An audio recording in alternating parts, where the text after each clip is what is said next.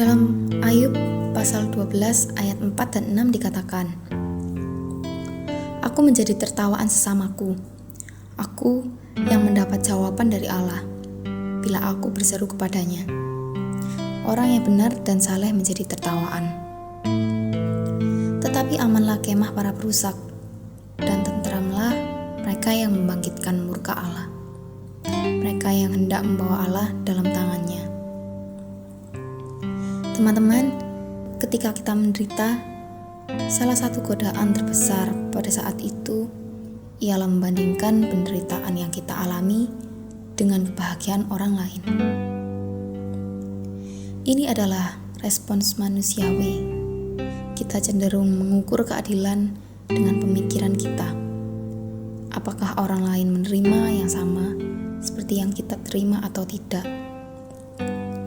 Tetapi dampaknya dari sikap ini adalah kekecewaan yang dalam terhadap Tuhan. Kita mulai mengklaim bahwa Tuhan tidak adil dan tidak mengasihi kita. Dan seperti ayat yang kita baca tadi, tampaknya Ayub terperangkap di dalam jebakan yang serupa. Pada ayat 6, Ayub mengeluh dengan sinis. Ayat ini merupakan pengkontrasan dengan ayat 4. Ketika Ayub berseru dan seakan menyesali kondisinya. Ayub menganggap bahwa ia telah diperlakukan tidak adil oleh Tuhan. Bagaimana mungkin Tuhan mengizinkan hal ini terjadi pada dirinya, sedangkan ia telah hidup saleh?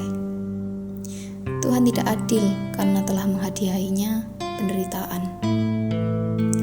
Sebaliknya, orang yang hidup dalam dosa, menurut Ayub, justru menikmati ketentraman.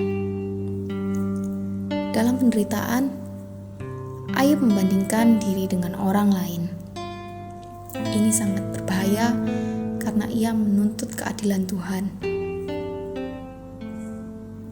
Melalui perikop ini, kita belajar bahwa beberapa hal yang penting dan perlu untuk kita pelajari dan pahami dalam perjalanan iman kita adalah pertama, bahwa apa yang menjadi bagian kita adalah wujud dari keadilan dan kasih Allah. Kedua, menerima bagian kita apa adanya tanpa harus membandingkannya dengan bagian orang lain. Tuhan tidak mengharapkan agar kita dapat memahami seutuhnya setiap tindakannya. Namun, Ia mengharapkan supaya kita mempercayainya, bahwa Ia adalah Allah yang baik, kudus, dan adil. Ketika kita berusaha mengatasi kesulitan-kesulitan hidup, tidak jarang kita menemukan kegagalan. Kegagalan yang seringkali juga diciptakan oleh konsep rohani yang sempit dan dangkal. Akibatnya, kita mulai berpikir bahwa tidak mudah memahami kesulitan hidup.